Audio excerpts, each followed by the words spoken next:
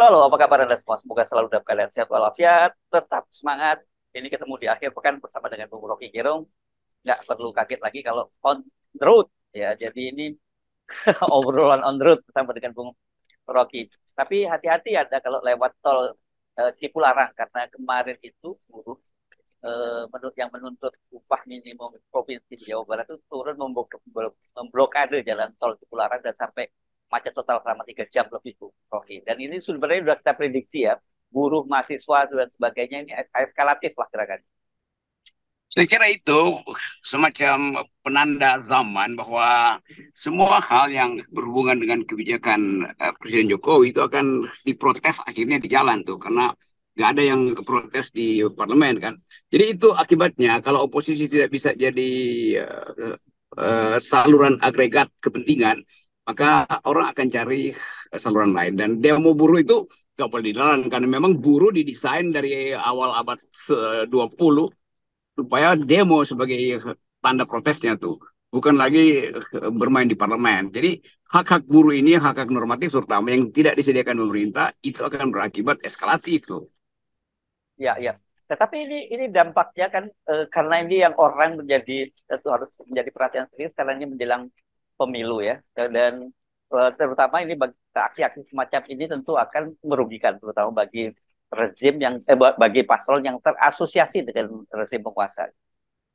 Ya itu dia pasti tahun pemilu itu eskalasi semua gerakan tuh gerakan masyarakat sipil, gerakan mahasiswa bahkan itu udah menjelang puncak ini dan akan makin akumulasinya akan makin terjadi menjelang 2024 14 Februari. Dan buruh itu dia udah menanti lama momentumnya.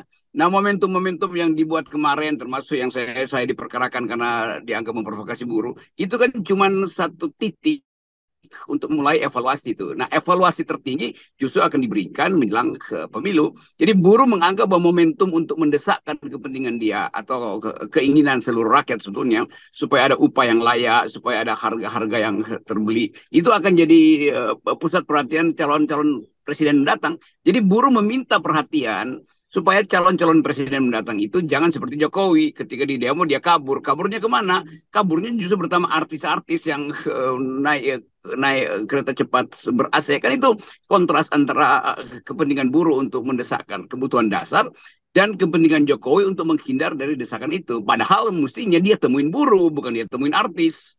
Ya, ya. Dan satu hal saya kira kan selalu itu apa aja ya teorinya dan itu berdasarkan pengalaman di sejumlah negara termasuk di Indonesia ketika proses krisis politik bertemu dengan krisis ekonomi itu ya pemerintahan bisa jatuh. Dan ini kalau krisis politiknya kan sudah terjadi di mana-mana dan sementara kalau buruh ini selain ini politik tapi ada kaitannya dengan masalah ekonomi, kebutuhan hidup seperti Anda sebutkan tadi. Betul sekali itu ekonomi jadi pendesak atau jadi momentum untuk bertemunya kepentingan oposisi yang di luar bukan oposisi yang di dalam dengan masyarakat sipil tuh. Nah, masyarakat sipil yang tadinya tidak bisa mengorganisir diri akhirnya menemukan momentum bersama dengan gerakan buruh. Jadi buruh dan mahasiswa akan menuntun perubahan ini. Itu yang kita sering terangkan pada publik berkali-kali di FNN bahwa momentum itu pasti akan tiba. Kan nggak mungkin satu proses akumulasi itu berakhir dengan disogok BLT, nggak bisa tuh.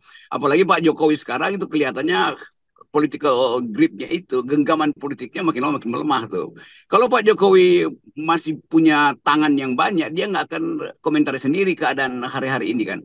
Dia mesti komentari mahasiswa yang ngeledek dia komentari banyak hal. Itu penanda buat tinggal dia sendirian tuh. Dan dalam keadaan semacam itu kita tahu rejim yang tinggal sendirian itu akan makin otoriter. Nah, semakin dia otoriter, semakin akumulasi kekecewaan itu muncul justru dari pendukung-pendukung dia kan. Saya dengar bagaimana salah seorang pendukung Pak Jokowi sejak 9 tahun lalu tuh udah mengatakan Jokowi ini orang munafik. Karena dia bilang dia nggak digaji, padahal dia digaji. Dia bilang sederhana, tapi padahal dia doyan pakai jas terus-terus. Kan ini bocoran-bocoran yang bukan lagi bocor halus, tapi bocor gede itu. Bahwa Hmm. perilaku Jokowi dari awal memang otoriter. Dan keotoriteran itu disembunyikan di dalam kemunafikan. Nah, ini bukan kita yang ngomong, ini orang dekat istana, orang dekat Jokowi di Solo bahkan bicara itu tuh. Oh ya, ini kalau tidak salah mantan Sekda ya, sekretaris daerah Kota Solo yang mendampingi Pak Jokowi pada waktu itu ya, yang Anda maksud ya. Ya, itu video 9 tahun lalu, tapi makin lama itu makin jadi pembuktian bahwa sifat culas dari Jokowi itu udah terlihat dari awal. Jadi kita Mhm. mesti sebutkan itu. Kalau kita yang ngomong nanti pasti dari mana Anda tahu. Nah, ini orang dekat Jokowi dan nggak mungkin dia berbohong dengan akibat yang bisa panjang tuh. Jadi pada akhirnya apa yang dia ucapkan 9 tahun yang lalu itu comply dengan apa yang dibahas oleh para peneliti Indonesia yang menganggap Jokowi memang orang yang nggak bisa dipercaya.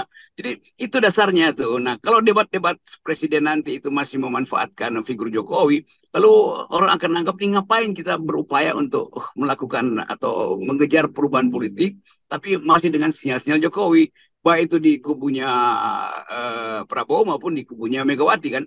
Jadi tetap Anies akhirnya dapat semacam kontras moral, kontras counter value bahwa pemimpin-pemimpin yang sedang diuji itu sebetulnya tidak bisa lepas juga dari uraian-uraian yang pernah disebutkan oleh mereka yang dekat dengan beliau. Kan itu intinya kan. Nah, nanti Pak Prabowo akan sulit misalnya untuk membantah bahwa Pak Jokowi itu punya watak otoritarian, punya watak culas tuh. Bagaimana Pak Prabowo membantah kalau video itu misalnya diucapkan di dalam debat presiden lalu ditanyakan pada Pak Prabowo, tentu Pak Prabowo punya kesan yang lain dengan Jokowi karena dia ada di dalam pemerintahan. Tetapi dari awal orang nggak bisa sembunyikan yang kita sebut yang sering disebut sebagai little history, sejarah-sejarah kecil yang mungkin akan mempengaruhi reputasi Jokowi di masa depan. Jadi orang akan ingat Jokowi sebagai orang yang dari awal sudah didesain untuk mencitrakan diri sebagai sederhana, padahal sebetulnya kemampuan dia untuk mengelola negara itu hanya terbatas pada kemampuan dia untuk dicitrakan sebagai orang yang mampu untuk mengelola Solo dari awal. Dan sekarang mulai ketahuan bahwa dari awal pun sejak di Solo beliau sudah berupaya atau berperilaku manipulatif. Ya, ya, ini memang satu persatu orang yang dulu dekat dari lingkar dekat Pak Jokowi. Ada Pak Basar yang die hard gitu, yang kalau orang selalu orang Jawa menyebutnya pejah kesang, seolah seakan seperti itu ya, pejah kesang dari Pak Jokowi, hidup mati itu Pak Jokowi. Ternyata nggak seperti itu gitu. Banyak sekali bermunculan pernyataan-pernyataan semacam itu, dan kita tahu dari istana misalnya sekarang juga Pak Jokowi tidak punya bemper lagi. Orang yang menjadi bempernya hanya itu saja gitu.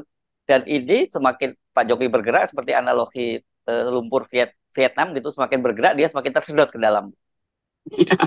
Ini paradoksnya di situ. Semakin PDIP berupaya untuk menandingi Jokowi, semakin Jokowi akan tunjukkan bahwa lo Anda semua yang dari awal mengelulukan saya. Jadi PDIP mungkin juga dari awal tahu kan 9 tahun yang lalu PDIP masih berupaya untuk memastikan Jokowi lah yang harusnya jadi wali kota dan punya potensi jadi presiden. Padahal kita tahu FX Rudi yang adalah menjadi wakil Jokowi justru yang lebih awal menjadi kader dari PDIP.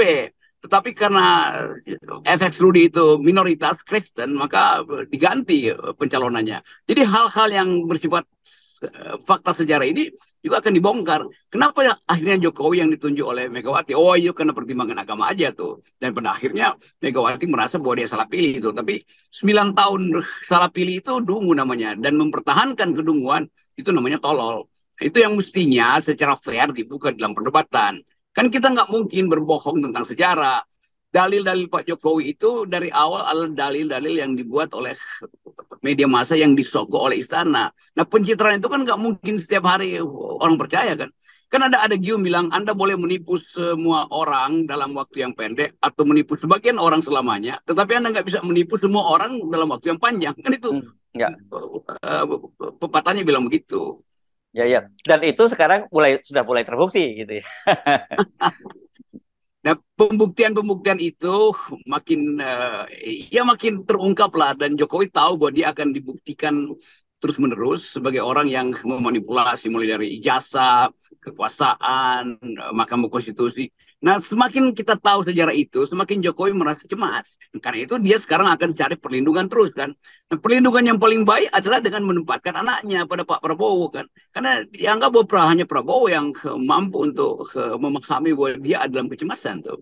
Jadi dalil saya dulu Prabowo tergantung pada Jokowi, sekarang Jokowi tergantung pada Prabowo tuh. Dan kita bisa lihat nanti setelah pemilihan presiden, mungkin 2 hari sebelum pelantikan presiden baru, Pak Jokowi betul-betul udah kehilangan semua kapasitasnya tuh. Atau bahkan setelah 14 Februari, begitu quick count keluar itu, ya Jokowi udah gak dipeduliin orang lagi. Termasuk gak akan dipedulikan oleh Gerindra, karena Gerindra akan punya kepentingan untuk menyusun kekuasaannya sendiri.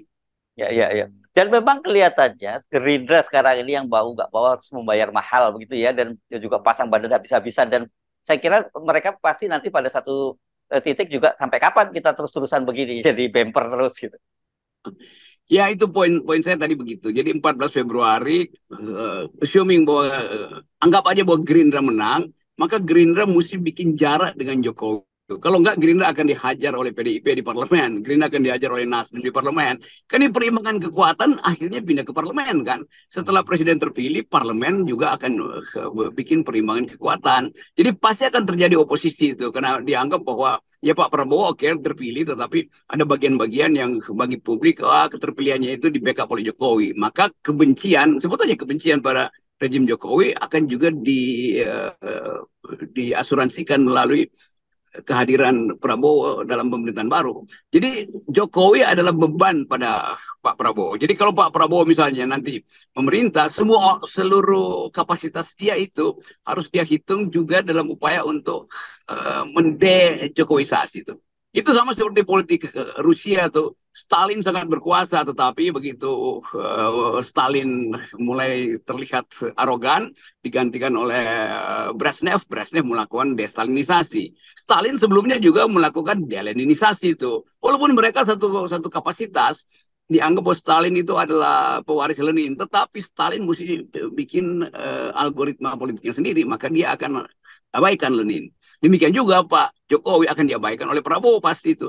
Kan itu namanya dalil politik. Bukan kita komporin supaya Pak Prabowo mengabaikan Pak Jokowi, tapi Jokowi akan jadi beban politik pada Prabowo. Karena itu dia mesti dihilangkan supaya orang tidak mengidentikan terus-menerus Prabowo sebagai anak buah Jokowi. Kan Ya, presiden kan harusnya punya dignity sendiri.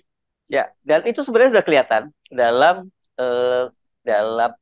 kasus RUU eh, daerah khusus Jakarta. Saya kesulitan menyebutnya, biasanya DKI Jakarta itu ya. Karena Mhm. tadinya kan dalam balegnya sudah disepakati bahwa itu 8 fraksi menyepakati itu ya, menjadi hanya PKS yang menolak itu. Tapi kemudian ternyata ketika itu muncul ke publik dan reaksi publik bermunculan, akhirnya 7 fraksi minus P3 dan Gerindra semuanya menolak. Ini kan artinya belum Pak Jokowi masih berkuasa saja, sekarang keinginan Pak Jokowi sudah bisa ditolak, karena nanti kita akan bahas soal undang-undang DKJ ini secara khusus juga, Bung Rocky. Iya, itu poinnya. Jokowi akhirnya mulai dilucuti itu. Dan Gerindra mungkin agak terakhir juga lucuti Jokowi kan. Jadi Hmm. selalu akan ada kualitas yang mesti dijadikan titik tolak baru tuh. Nah, Prabowo mungkin masih merasa bahwa oke, masih diperlukan Pak Jokowi. Iya, tapi itu sekedar strategi itu. Pasti kita tahu Pak Prabowo akan terus mengatakan bahwa Jokowi itu benar, Jokowi itu melakukan banyak hal yang bermanfaat buat negeri. Iya, tapi ini kan masa kampanye mesti begitu. Kan nggak mungkin Pak Prabowo dianggap sebagai malin kundang kalau sekarang mulai mencaci Pak Jokowi. Ya, Tetapi kita hanya bisa melihat gejala ini pasca Prabowo terpilih misalnya kan. Ini hukum politik ini. Mau tidak mau Prabowo mesti susun sendiri legasi dia tuh, dan nggak mungkin Prabowo mengandalkan legasi dia itu sekedar turunan dari legasi Jokowi. Itu nggak bisa terjadi. Mau Prabowo mau lakukan penyelamatan pada Jokowi, orang tetap akan minta supaya hal-hal yang mencurigakan pada rejim Jokowi harusnya dibuka, dan itu akan jadi mainan politik di parlemen. Misalnya Nasdem karena dia kalah tapi dia berkuasa di parlemen karena efek dari Anies Baswedan, demikian juga PDIP akan minta untuk dibuka hal-hal yang mencurigakan selama rejim Jokowi kan. Nah Pak Prabowo tentu nggak akan ambil risiko berhadapan dengan politik populer yang akan dikendalikan oleh PDIP. Lain kalau PDIP itu partai gurem, ini partai besar yang berupaya untuk memperoleh kekuasaan tapi nggak dapat, maka dia akan jadi oposan di parlemen nanti. Saya kira itu problemnya. yes, oke, baik, terima kasih, Bung Rocky. Iya, Bocoran 0%. Yes. oke.